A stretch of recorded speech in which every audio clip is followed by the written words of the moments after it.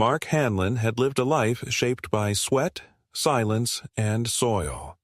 At 61, he was not the kind of man you'd find giving long-winded speeches or signing petitions at town halls. He was a man who built things with his hands, who believed in the weight of property deeds more than the words of any neighbor. After retiring from 35 years of construction and losing his wife to illness just 2 years prior, Mark turned inward. He sold the city house they'd shared for decades and moved into the old farm property his grandfather once owned, tucked just beyond the tree line that bordered the edge of a newly developed luxury housing enclave. The developers had called it a modern countryside community, complete with ornamental lakes, pre-approved paint colors for mailboxes, and passive-aggressive newsletters. Mark didn't care for any of that. He kept his head down, paid his taxes on time, and spent his days restoring the barn, fixing the fencing, and tending to the 2.5-acre field his grandfather used to call the back patch. The field had once been used for barley, then corn, but now it was simply a strip of turned earth and hard-won grass. He kept it mowed, but never overly manicured. He wasn't running a golf course. The soil had personality, and Mark respected that. Over time, he started tilling parts of it again, not for profit, but for routine. The hum of the old diesel tiller soothed him in a way whiskey no longer could. He lived quiet, woke with the sun, and had learned to live without speaking to anyone for days at a time. His only consistent contact was with June, a woman at the county records office who sometimes called to double-check mailing addresses when small discrepancies showed up in the assessor's database. Mark's land sat just far enough outside the community's property line to be considered independent. He wasn't a member of any neighborhood organization and had no contractual obligation to follow the glossy rules that the new residents agreed to. Still, over the past year he had noticed how his property, though technically separate, had become a sore thumb to the new neighbors. They didn't say it outright, but their glances were clear. He didn't have the stone pavers, the solar-powered fairy lights, or the pristine white fences. He had a dented mailbox, 2 large dogs, and a front porch built for utility, not appearances. Mark wasn't trying to be difficult. He simply didn't want to be bothered. Then, slowly, the signs started showing up, almost too subtle to register at first. One day, he came back from the feed store to find a fresh row of white hydrangeas planted just outside his property line. Another morning, someone had set a stack of glossy flyers about a spring wedding showcase in his mailbox. When he tossed them, a replacement batch showed up the next day, neatly wrapped in a silk ribbon. Mark burned them in the fire pit without reading the full details. He didn't have the energy to chase phantoms. But the pressure grew. A week later, someone left a small basket on his front porch with locally sourced honey, a candle, and a note written in calligraphy. "You're invited. Don't worry, we've already taken care of everything."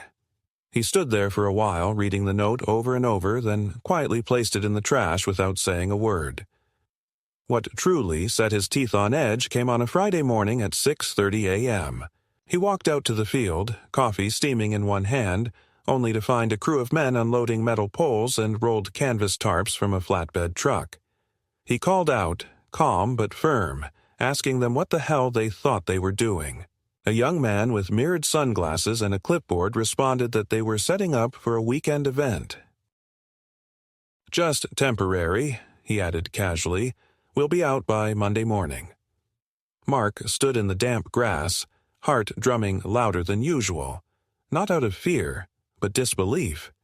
He didn't recognize the Contractor logo. He told the crew to stop and leave immediately. Most of them hesitated, exchanged looks, then one of them said, "You'll have to take it up with the client."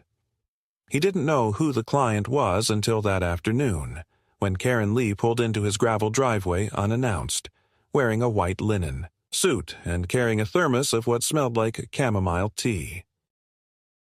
Karen was the unofficial queen of the luxury enclave, a 50-something real estate broker who considered herself the soul of the neighborhood. She stepped out of her SUV like she owned the soil beneath it and greeted him like a PR director greeting an intern. "Mark," she said with a smile that made his spine stiffen. "I've been meaning to stop by for months. You know how it is. Things get away from you." Mark didn't smile. He just looked at her, waiting. "So," she continued, "I imagine the boys gave you a bit of a surprise this morning. I should have had someone talk to you first. We're holding my daughter's wedding this Sunday. It's going to be beautiful, very intimate, and we've had the vision of using your gorgeous field as the backdrop for over a year now. I thought you knew. I sent a note." Mark didn't speak at first. Then he said plainly, "This is private property." Karen gave a soft, dismissive laugh. Of course, technically. But the way the old boundary lines were drawn up, well, some of the community planners had different interpretations. Besides, the whole thing is temporary. 48 hours. You won't even know we're here. We'll clean up every inch of it." "I never gave permission," Mark said. "I understand that, but, look, it's for a good cause. My daughter's wedding. We've invested a lot already. Lighting, catering, permits, security. If we try to move it now, the vendors will cancel or charge us triple. And, well, not to put too fine a point on it, but this is the first time in years that everyone in the neighborhood is excited about something together. Can't you be part of that? Just this once?" Mark's jaw tightened. "You need to leave." Karen didn't flinch. She just took a sip from her thermos, looked out over the field, then smiled again. "We'll talk tomorrow, once you've had some time to think."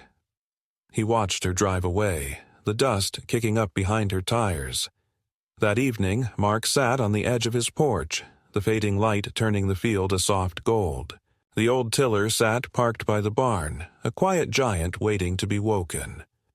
Mark reached for his tattered notebook and wrote one line across the page. "They want a ceremony. I'll give them one." Saturday came heavy with humidity, the kind of clinging, sour heat that made everything slower and more irritable. Mark had woken early, though he'd barely slept. Every hour he kept expecting headlights to sweep across his window, some new group of contractors or planners rolling in before sunrise to prepare the space like it was some damn event hall. He brewed coffee, fed the dogs, walked the perimeter of the field in silence. It was all still there, the scaffolding for the archway, the portable flooring that had been laid directly over the grass without permission, and a series of long white benches stacked near the northern edge of the property. The arrogance of it all was stunning.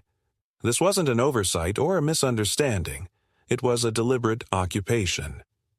He drove into town that morning, not to rant or lash out, but to follow process. If they wanted formal, he would give them formal. At the county office, he spoke with a clerk about trespassing concerns. The woman, a new face, barely 30, listened politely but ultimately told him the matter was probably civil, not criminal. She advised him to talk to a land use mediator or private attorney. He didn't argue. He'd expected red tape, but hearing it still irritated him like grit in a boot. Mark stopped at the general store next, buying 4 bold, weatherproof signs that read, "Private property, no trespassing.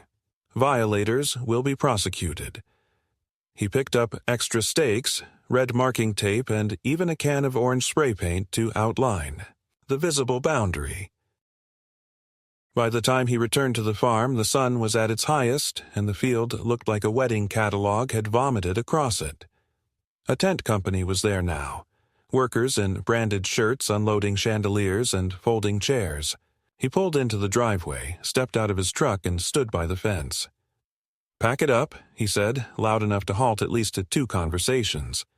The men looked over, then went back to work. Mark walked over to the crew leader and repeated himself, slower.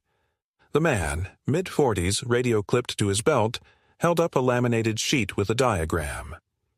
"Sir, our instructions come from Ms. Lee. She said the property is already secured for the weekend. All the deposits have been paid. I didn't authorize anything. That's my field. That's my land." The man lowered the clipboard slightly, uneasily. You'll have to talk to the client." Mark didn't raise his voice. He didn't scream or threaten. He simply pulled the stakes and signs from his truck bed and began installing them himself. With each blow of the mallet, he felt the pressure in his chest shifting. Less rage, more something solid and cold, a layer of resolve. He strung the red tape from tree to tree, wrapped it across tent poles, blocked off the gravel edge where the catering trucks had been parking. Several of the crew stopped working altogether, unsure whether they were about to be caught in the middle of something legal. That night, as he sat on the porch cleaning mud off his boots, a white envelope slid under his front door. There had been no knock, no sound of a car, just the quiet scrape of paper against floorboards. Mark picked it up, opened it, and unfolded a single piece of stationery. The message was typed in cursive font, sterile and impersonal. "We've chosen to proceed with the event. Please respect our wishes for harmony. Interference will not reflect well on you. No name, no return address, no contact info, just entitlement pressed into elegant paper." Sunday morning arrived with thunder in the distance. Not yet rain, but a warning. Mark had slept in the barn, not because he expected violence, but because he refused to let anyone cross that field without him knowing. Just after dawn, the power generators began to rumble. Strings of lights flicked on overhead, and the floral crew arrived in vans. They moved quickly and confidently, laying out white petals and lashing garlands to the backs of chairs. A sound technician tested microphones under the main archway. It wasn't a wedding rehearsal anymore. It was the event, the main show. He called the sheriff again. This time, the deputy showed up. Young, unsure of himself, trying too hard to sound confident. He listened, nodded, scribbled in a pocket notebook, then shrugged. "Do you have your property line documentation here?" "Yes, inside." "Any previous complaints in writing?" "Yes." The deputy sighed and adjusted his belt. "I'll write up a notice for unauthorized use of private land, but I don't think this is going to stop the ceremony. Your best bet is still going through a judge." Mark handed over the documents anyway, just to have it all logged. "How long will it take to process?" "Monday morning at best. Courthouse isn't open today." "And if I stop them myself?" The deputy looked away. "I wouldn't advise it. Could escalate fast. Too many witnesses. Too many phones." That was the last straw. By late morning, guests started arriving. Luxury SUVs lined the main road, and women in pale dresses began posing for photos against the edge of his barn, which someone had even decorated with a floral wreath without permission. Mark didn't say a word. He returned to his house, went into the garage, and opened the padlocked cabinet where he kept the tiller's keys, maintenance gear, and heavy gloves. Then he walked the perimeter of the field one last time, marking every tire rut, every stake that had been hammered into his soil. They had cut into the land he had revived with his own hands, overrun it with folding chairs and flower arrangements, and called it unity. Around noon, someone knocked on his door. He didn't answer. 15 minutes later, a familiar voice called out from the porch. "Mark, it's Karen. I know you're in there. I just want to say thank you. I know this was hard for you, but I promise. It'll be over soon. We've arranged cleanup for first thing tomorrow morning." He stayed silent. "You've been such a good sport. And honestly, it means a lot. It's a special day for my daughter. I'll be sure to send you a thank you note. Or maybe even some leftovers." She waited a beat, then left. Inside, Mark sat at the kitchen table, glancing over the edge of the tiller's ignition key. His hands didn't shake. He didn't feel angry anymore. Just ready. A man who has been told too many times that what's his belongs to someone else eventually stops asking for clarity. At 1:12 p.m., just as the ceremony began and a string quartet played its first few notes, Mark stepped into the barn, climbed into the cab of the tiller, and turned the ignition. The engine roared like thunder. The sound of the diesel engine shattered whatever illusion of elegance the wedding had tried to conjure. The tiller wasn't new, not by a long stretch, and when it came to life it did so with all the guttural rage of an aging warhorse dragged out of retirement. Mark eased it forward, not fast, not dramatic, just steady, deliberate, unstoppable. The barn doors opened like theater curtains, and the moment the tiller's front end rolled into view, heads began to turn. At first, no one quite understood what was happening.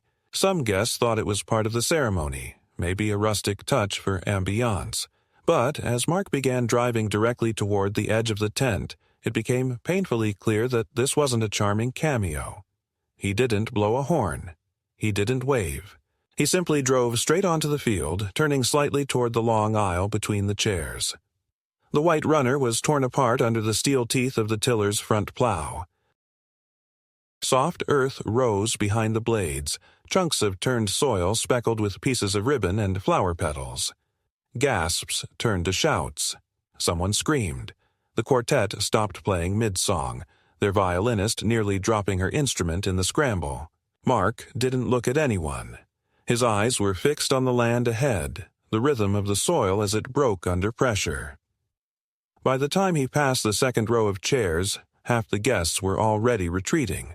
Some ran, others stumbled, unsure whether they were witnessing a breakdown or a protest.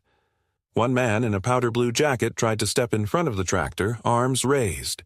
Mark slowed briefly, not enough to stop, just enough to make his intentions clear, and the man leaped aside, curses flying from his lips.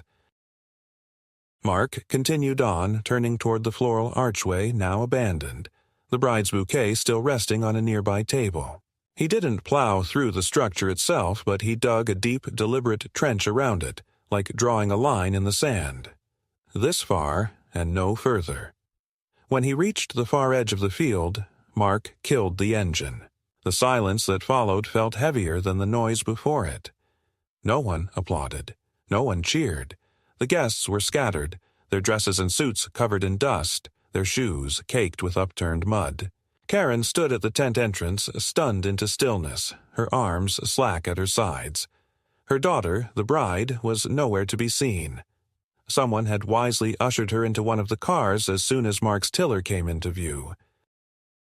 Mark stepped down from the cab and stood beside the machine, hands still gloved, chest rising and falling with slow, controlled breath. He didn't say a word. There was nothing left to explain. It took another 10 minutes before the first police cruiser arrived. By then, most of the guests had already left, cars peeling away in waves, engines revving like they couldn't get out fast enough. The deputy who stepped out of the cruiser was older than the last, with a no-nonsense expression and a clipboard already in hand. He walked the length of the ruined ceremony site, nodded at the torn earth, and approached Mark with caution. "We've had some complaints," he said, keeping his voice even. "I'm sure you have," Mark replied. "Would you mind telling me what happened here?" "They held a private event on my land. I exercised my right to reclaim it." The deputy looked over at the trampled field, at the signs Mark had posted the day before. "Do you have the documentation proving this is your property?" "I do. May I see it?" Mark nodded, walked slowly back to the house, retrieved a manila folder from the kitchen table, and handed it over. The deputy examined the contents: property lines, tax receipts, photographs with timestamps, even a copy of the letter Karen had left under his door. After 10 minutes, he handed the folder back without a word. "I'm going to write this up," the deputy said. "There will be a report, and it might be reviewed by the county attorney. I can't say what they'll do, if anything, but based on what I see, you didn't violate any clear criminal statute. You didn't damage property you don't own. You didn't threaten anyone." "I don't threaten people," Mark said. The deputy nodded again. "But you do make a statement." Mark didn't answer. That night, the field sat in silence, all signs of festivity gone. The decorations had been removed in haste, the tent pulled down, the benches toppled and carted off. Mark sat on his porch, watching the moon rise over the ragged rows of freshly turned earth. He didn't feel proud. He didn't feel vindicated. he felt tired. What they had done wasn't just about a wedding. It was about people like Karen who had decided that their money and aesthetics gave them rights they hadn't earned. And it was about people like him, who were expected to shut up and be grateful when someone said they were including him in their vision. The next morning brought the second wave. Karen showed up at the property line with two men in suits, one holding a briefcase, the other a tablet. They didn't cross onto the field but stood just outside it, waiting for Mark to come out. When he finally did, she greeted him with a tone she'd obviously practiced in front of a mirror. "This is entirely unacceptable," she began. "You could have killed someone." "No one was close," he said simply. "That's not the point. You destroyed thousands of dollars worth of event property. On my land. This isn't over," she snapped, the facade cracking. "You've made a huge mistake. I hope you have legal representation, because you're going to need it." Mark didn't argue. He didn't flinch. He simply turned and walked back inside, closing the door behind him. By the afternoon, he'd received an official letter from a law firm downtown. It was vague but threatening. Allegations of reckless endangerment, property interference, emotional distress. Mark took the letter, added it to the folder, and called his attorney, an older man named Lester who had once handled Mark's zoning permits. Lester listened to the story, asked for copies of everything, and after a long pause said, "They don't have a case, but they'll try to make one. That's what people like this do. They create chaos, then accuse you of being the problem." "So, what do?" Mark asked. "We wait. We keep records. We stay quiet. And if they take it to court, we take it apart." For the next few days, the pressure escalated in quieter ways. Mark found a notice on his mailbox saying his fence was non-compliant with local visual standards. Then came an anonymous complaint about noise pollution from heavy equipment. Ridiculous, given that his tractor had only been run once that week. Then a landscaping crew showed up without explanation, claiming to be sent to help restore the harmony of the neighborhood. Mark sent them away without raising his voice. And yet, it didn't stop. Late one evening, just as he was shutting down the porch lights, he spotted tire tracks running across the southern edge of the field. They hadn't been there earlier. Someone had circled the property in the night, slow and deliberate. Not reckless joyriders. This was something else. A message, a surveillance. The next day, he installed motion sensors and ordered a new trail camera to monitor the blind spots beyond the barn. He wasn't afraid, not really, but he wasn't going to be caught off guard again. He began documenting everything. Every new note, every drive-by, every utility check that wasn't scheduled. Lester advised him to stay passive, not to retaliate. "Let them escalate," the lawyer said. "The more they push, the worse they look." Still, Mark could feel something tightening around him, like the air in the neighborhood had changed. At the general store, two people he'd known for years suddenly stopped saying hello. One man who used to fish with him on Saturdays now looked away when they passed in the parking lot. Someone was whispering things. The story was shifting, and not in his favor. And then came the anonymous envelope. No return address. Inside was a printed screenshot from a local Facebook group, with a long thread speculating on Mark's mental health, his violent outburst during the wedding, and a slew of half-true anecdotes dressed up as neighborhood lore. One commenter claimed he'd threatened children. Another said he'd been seen shouting at nothing. There were no names, just shadows and pixels and the quiet viral sickness of reputation decay. Mark folded the paper, placed it in the file, and sat at the kitchen table in silence. He was starting to understand. They weren't trying to win a case. They were trying to isolate him, exhaust him, smear him into the ground until he sold the property or broke under the pressure. But they had underestimated the one thing that mattered.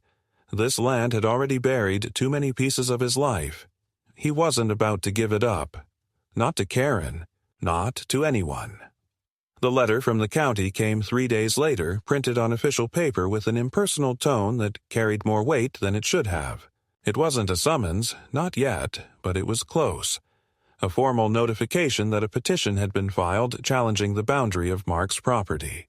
The enclosed documents referenced a community alignment review, some obscure clause buried in development regulations that allowed adjacent homeowners to contest lot lines if they believed them to interfere with public cohesion. Mark read it twice, then a third time, trying to make sense of the language. The words weren't aggressive, but they weren't benign either. They danced around legal intent like a scalpel circling skin. A meeting had been scheduled. He was expected to attend and bring any supporting documents to verify his land's boundaries. He already knew what this was. Karen had decided that brute force wouldn't work. Now they'd moved on to bureaucracy. Mark sat in his truck outside the records office for nearly 10 minutes before going in. He wasn't afraid of confrontation, but he also knew this wasn't a fight won by muscle or outrage.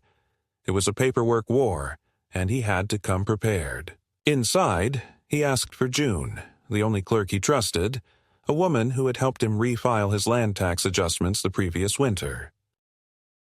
When she appeared, her expression flickered at the sight of him, and Mark knew immediately she'd already seen something. She led him to a private room in the back and opened her screen. They submitted a visual overlay, she said quietly, clicking open a file. On the monitor was a digital map showing his field, but the boundaries were shaded differently. His southern line had been truncated by nearly 20 feet, just enough to remove the area where the wedding had been staged. Mark pointed to the shaded section. "That's mine." June nodded. According to the county plats, yes. But the new community development group provided this map with updated zoning overlays. "It's labeled as a proposed easement for aesthetic buffer space." Mark didn't laugh. He stared at the screen, feeling the heat creep up his neck. "Aesthetic buffer space," he repeated. "They want to legally steal it so their view isn't interrupted?" June didn't answer. She printed out everything, gave him the form packet, and highlighted the line that mattered. Any adjustment had to be approved by the original property owner. They couldn't take it without his signature. Not yet. He called Lester on the way home and explained what was happening. The lawyer didn't sound surprised. "They're maneuvering. That overlay is a bluff, but it's a strategic one. They want to show you that they're not afraid to use the system." "Can they win?" Mark asked. "Not if you stay one step ahead." "But if they make enough noise, the county might start leaning their way just to keep things quiet." Mark leaned on the steering wheel, watching the road stretch empty in front of him. "I'm not folding." "Then document everything," Lester said, "and bring a witness to the hearing. Someone impartial. No one out here's impartial anymore. Then find someone who doesn't owe anyone favors." That night, Mark walked the length of his fence line again, flashlight in hand, measuring tape clipped to his belt. He checked every post, every corner marker, every inch of ground that was his by law and by blood. Near the far edge, just before the tree line began, he spotted something new. Fresh footprints, not his, pressed deep into the damp soil. They didn't belong to any of the workers. These were bootprints, adult-sized but smaller than his own, spaced tightly like someone had been walking slowly, carefully. He followed them until they disappeared behind a thicket of bushes near the property corner, and there, nestled inside the brush, he found an empty thermos and a discarded pair of gardening gloves. It wasn't vandalism. It was reconnaissance. The next morning, Mark filed a private land use affidavit with the county, a formal statement that his boundary had been challenged without consent. June made sure it was processed quickly. He also requested a third-party surveyor to remap the land and notarize it. He was playing their game now, but he'd do it by the book. Later that week, the surveyor came. A quiet man in his mid-60s, who didn't ask questions and didn't need answers. He moved methodically through the field, placing temporary flags, checking the coordinates. When he was done, He handed Mark a copy of the report with a single sentence scrawled at the bottom. Southern boundary stands. No discrepancy found. Mark made 10 copies. The meeting was set for the following Tuesday, inside the community clubhouse that Mark had never stepped foot in. He arrived in clean jeans and a work shirt, carrying a folder and the original deed to his land. Karen was already there, seated at the front beside a man in a navy blue blazer who introduced himself as the community advisor. A crowd had gathered, residents mostly, many of whom Mark had seen but never spoken to. They looked at him the way people look at weather they don't trust. The advisor began the hearing, outlining the purpose and referencing the development charter. Karen spoke next, painting a picture of unity, visual harmony, shared values.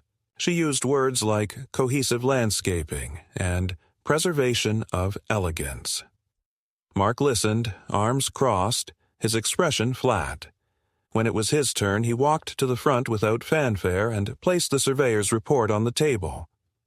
"This is my land. You knew it when you built your fences. You knew it when you laid down that wedding carpet, and you know it now." He said nothing more. The silence that followed stretched long and brittle. The advisor cleared his throat, asked if there were any witnesses or statements. Karen tried to respond, but the room had shifted. A few heads turned away. A woman in the back raised her hand. She spoke softly, but clearly. "I was at the wedding. I didn't know it was on someone else's land. I wouldn't have gone if I had." That was enough. The advisor ended the meeting without a vote, said they'd reconvene pending legal review.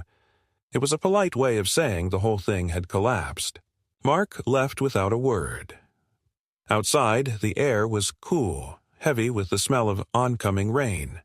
He didn't smile, didn't let his shoulders drop. He wasn't done. Not by a long stretch. Because if they couldn't take the land from him legally, they'd try another way. And he knew now just how far they were willing to go. The days after the meeting passed in a strange sort of silence, but Mark recognized it for what it was, the kind of quiet that settles before a different kind of storm. The community advisor hadn't ruled against him, but he hadn't shut the issue down either. Everything had been deferred, pending legal review, which meant only one thing: more time for whispers to spread, for alliances to form behind closed doors.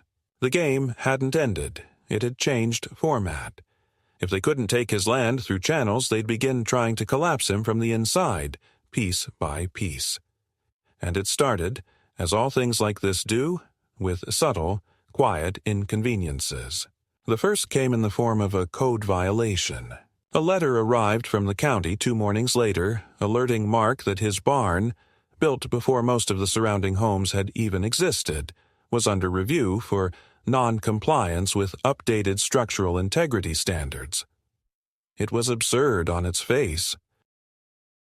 But when he called the number provided, he found himself routed to a third-party contractor working under a new municipal grant program, allegedly funded by community redevelopment interests.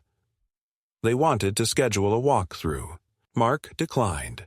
They called again the next day. He told them not to come. Then came the trash pickup complaint.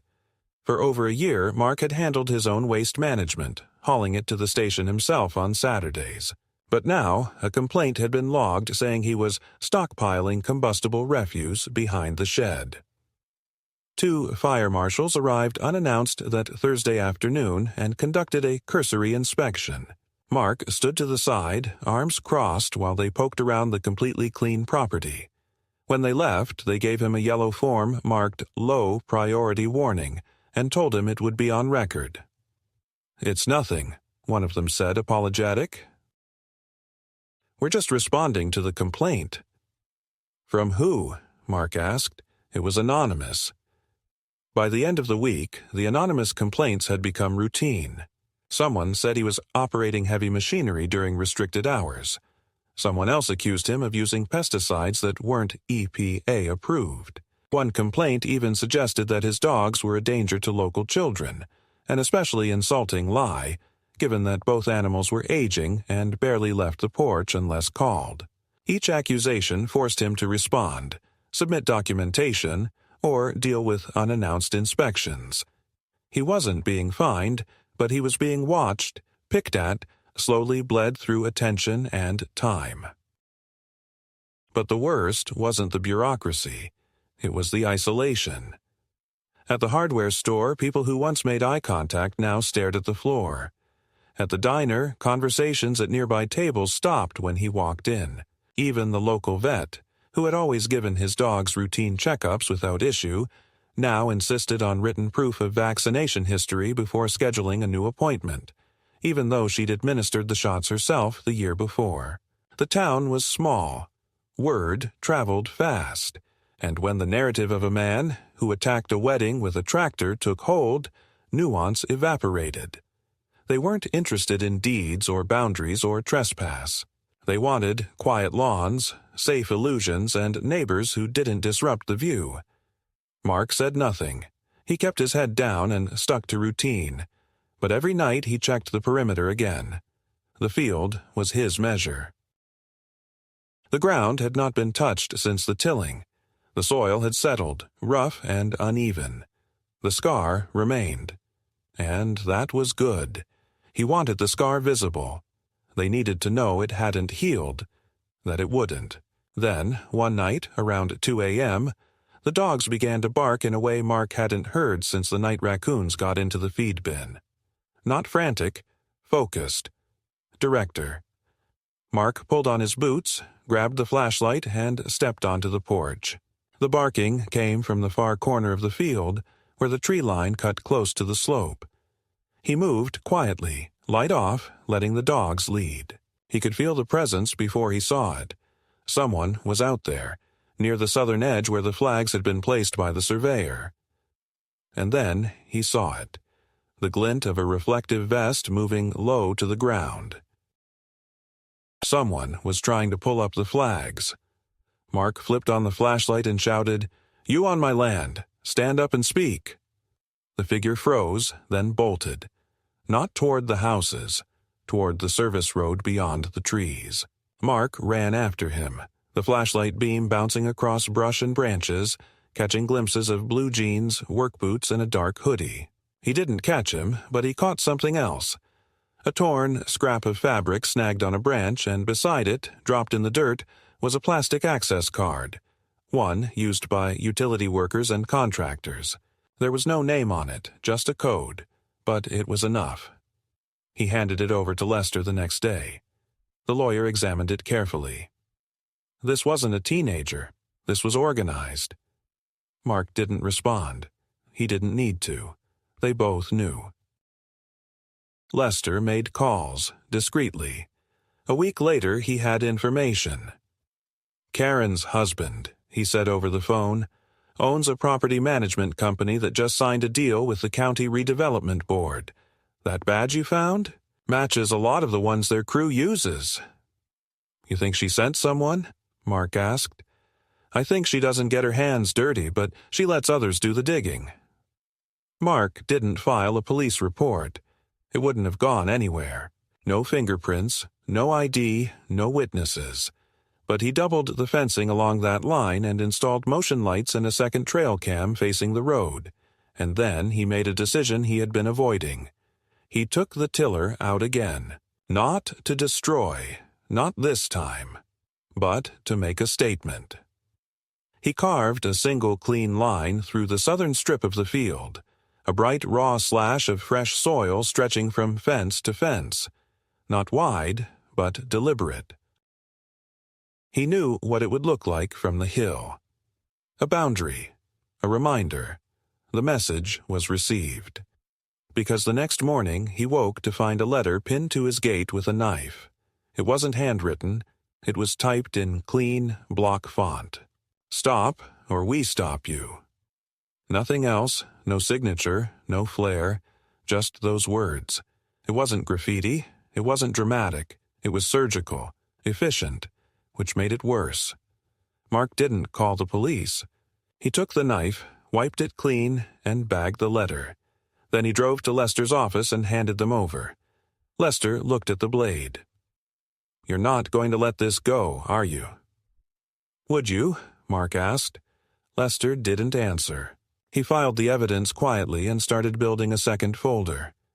"If they escalate, we'll be ready." But escalation didn't come with flashing lights or loud confrontations. It came with silence.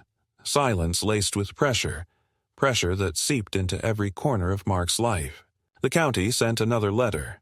This one informing him that a proposal had been submitted to install a public walking trail through the southern edge of his land. "Provisional," they said. "Non-binding," they added. But the map was printed, the overlay clear. The trail passed through the exact strip he had just tilled. He showed the letter to Lester. The lawyer laughed bitterly. "They're getting bolder. They think they've outlasted you." Mark nodded. "Let's see what they do when I stop playing defense." That weekend, he rented a backhoe and cleared the southern edge of the property completely. Every decorative shrub, every illegal stepping stone, every bush that had been accidentally planted over his fence line, it all went into the bin. He laid gravel, compacted it hard, then drove steel posts every 20 feet with motion sensors embedded at the base. When he was done, it looked less like a property border and more like a demilitarized zone. Karen came by 2 days later, alone this time. She didn't approach. She just stood by the new edge, watching him. Mark didn't wave. He didn't nod. He just stood beside the backhoe, covered in dust, the remote for the sensors in his hand. She said nothing. Then she turned and left. That night, Mark finally let himself breathe. Not relief, not safety, just the act of breathing without bracing for the next strike. He knew they weren't done, but neither was he. They had underestimated something vital. He didn't live on that land, he was part of it. And no one, no matter how many suits or signatures they had, was going to dig him out. The storm rolled in without lightning. Thick clouds pressing low against the sky like the sky itself had decided to lean closer to the ground. Mark felt it before he saw it. One of those late summer shifts in pressure that made the air feel denser, heavier, like something just under the surface was about to split. He was in the garage checking the fittings on the fuel tank, the old wrench biting into his palm, sweat dripping from his chin onto the concrete, when his phone buzzed with a message from Lester. "It's tonight. They didn't send anything in writing. But it's planned." That was all it said. No context, no names. But Mark didn't need names. He already knew. The rumor had been circling for days, barely whispered but unmistakable. Karen's daughter, the one whose wedding Mark had broken up weeks ago, was staging a second ceremony. Smaller, less publicized, but on the same spot. On his land. It was meant to be symbolic, an act of closure, something poetic. At least, that was the narrative Karen had planted. The real motive was control. They couldn't erase what happened the first time, but they could overwrite it, repaint it, reclaim the image in the minds of those who still remembered. They would pretend it was all peaceful, that Mark had agreed, that it had all been smoothed over with civility and grace. They wanted the photo. Perfect dress, perfect backdrop, clean field. Something they could post online, something that would bury what really happened. They'd chosen twilight, a golden hour ceremony, limited guests, mostly family and close friends from the new development. Everything had been arranged quietly. No public announcements this time, no vendors driving up in branded trucks. Everything brought in through the back road, all community resources. All volunteer assistance, a soft occupation, no music, just the quiet theft of space and truth. Mark didn't hesitate. He wiped his hands, closed the garage door, and walked the length of the field in silence. The soil where he'd cut the boundary line weeks ago was still visible, darker than the rest. He knelt and ran his fingers through it, checking the texture. Still loose, still tilled, it would do. He walked to the barn and opened the side shed where the tiller had been stored. He hadn't touched it since the first ceremony. It had been cleaned, oiled, protected from dust. He checked the fuel gauge, tightened the belt, tested the starter. It turned over cleanly. The engine purred, ready. But this time, it wasn't about protest. This wasn't a warning. This was the line. He waited until the cars arrived. They came slowly, spaced out to avoid attention, no more than a dozen. People got out carefully, dressed less formally than before.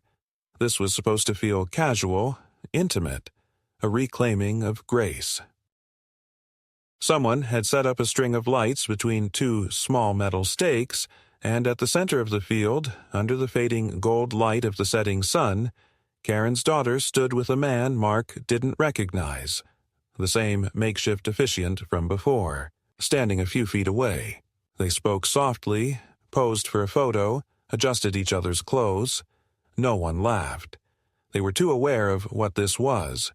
Not a wedding, but a stage play, a crafted performance meant to overwrite. Mark didn't announce himself. He didn't speak. He climbed into the cab, turned the ignition, and drove the tiller forward.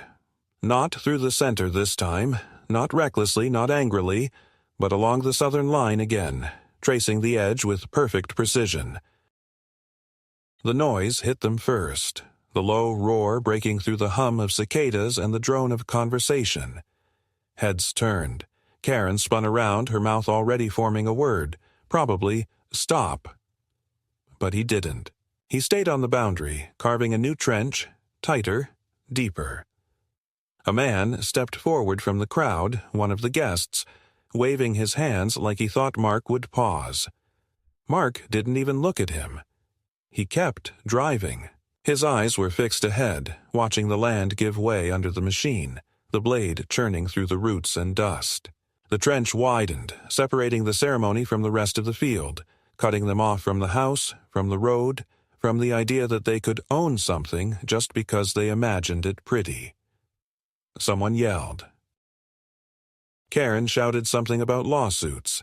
A woman cried out to, "Get him out of here." Mark stopped the tiller at the far end of the line, killed the engine, stepped down, and walked back along the trench, boots sinking slightly into the raw dirt.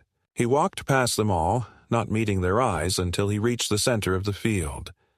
Then, for the first time, he spoke. Not loud, not theatrical, just plain and cold. "This isn't a venue. This isn't neutral ground. This is my land, and you weren't invited." Karen stepped toward him, her voice trembling with fury and embarrassment. "You have no idea what you've done. You've ruined something that mattered. Again." Mark looked at her, and for the first time since all this started, there was no fatigue in his expression, only something clear and unshakable. "I stopped letting people tell me what matters when they stopped asking who it matters to." She opened her mouth to respond, but nothing came. Behind her, someone was already ushering the bride toward a car, away from the gathering tension.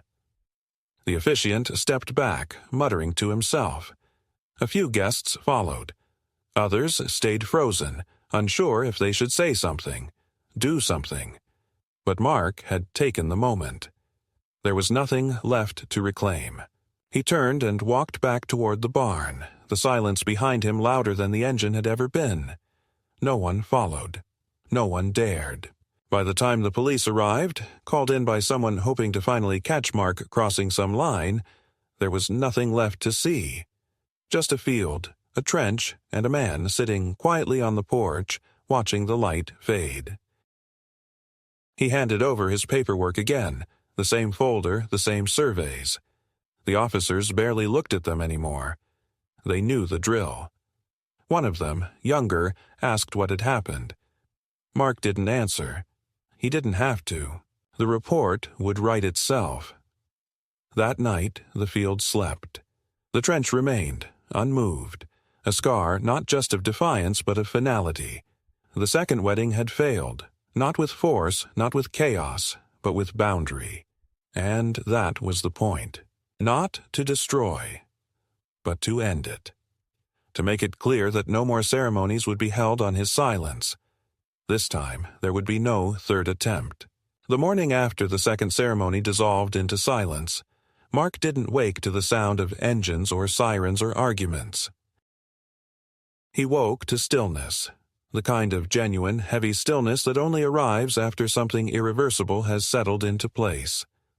There was no mail on the gate, no fresh complaints hanging from his door, no more anonymous notes or coded threats. For the first time in weeks, maybe months, the only movement outside his window was the wind moving across the field and the slow, deliberate shifting of clouds above the barn. He poured his coffee and stepped onto the porch with no expectation except routine. The trench was still there, raw, imperfect, visible. A line that no one had crossed since the night before. He stood there for nearly half an hour, watching the earth breathe under the morning sun, until one of the dogs came out and sat beside him, pressing its weight against his boot as if to say, "We're still here." Lester called later that day. There was no preamble. "They're backing off," he said. "No lawsuits, no filings, no calls to the county this week. I think the message landed." Mark didn't say anything at first. Then he asked, "Did they withdraw the trail proposal?" Lester's tone sharpened, confirming what Mark already suspected. "Not officially, but the county sent it back for revision, which is code for letting it die quietly." Mark nodded, even though Lester couldn't see him. "Good," he said. "Let it rot." Lester exhaled slowly. "You're not going to hear apologies, Mark. Not from her. Maybe not from anyone." Mark looked out at the field again, the way the grass bent along the fresh edge of the boundary line, the way it no longer felt exposed. "I'm not waiting on that." Karen never returned. Not to the field, not to the porch, not even to the fence line. A few days later, the "For Sale" sign appeared in front of her property. Not large, not flashy, just a quiet white post and panel with the name of a realty firm that wasn't hers. She didn't list it publicly, but word traveled fast enough. By the end of the week, cars were pulling into her driveway for scheduled showings and she was nowhere to be seen. Someone else, a junior agent or assistant, walked the grounds with prospective buyers, answering questions in clipped tones. Mark watched from a distance and said nothing. He didn't need to. Whatever reputation Karen once had, whatever control she believed she held, had bled out during those long minutes in the field, when the truth cut deeper than any blade. No one spoke to her now, not even the neighbors who once praised her planning committees and potlucks. The quiet around her house wasn't peace, it was consequence. At the diner, things changed subtly. The same men who once turned their shoulders now offered nods, faint, reluctant, but visible. One even slid him an extra napkin and said, "Heard they tried to redo it. That true?" Mark didn't answer, but he didn't deny it either. Another man, older, with sun-creased skin and a tobacco-stained smile, just raised his coffee and muttered, "Damn right." It wasn't friendship, not yet, but it was something closer to respect. And that was enough. Weeks passed. No new flags appeared. No more nighttime visitors. The trail cams picked up nothing but deer and the occasional raccoon. The lights stayed dark. The soil began to settle again. The trench would eventually fade, as all things do, but the memory would stay rooted. The land had spoken, and the message had held. One morning, just before first frost, Mark drove into town with a copy of the deed and the surveyor's report. He walked into the county office and asked June for one more thing, a permanent boundary marker. She looked up at him with tired but knowing eyes. "You want to make it official?" He nodded. "Etch it in the dirt." She processed the request quietly, handed him the forms, and said, "You know they'll see it." Mark folded the papers and tucked them into his jacket. Good. By winter, the fence was reinforced, the property markers installed.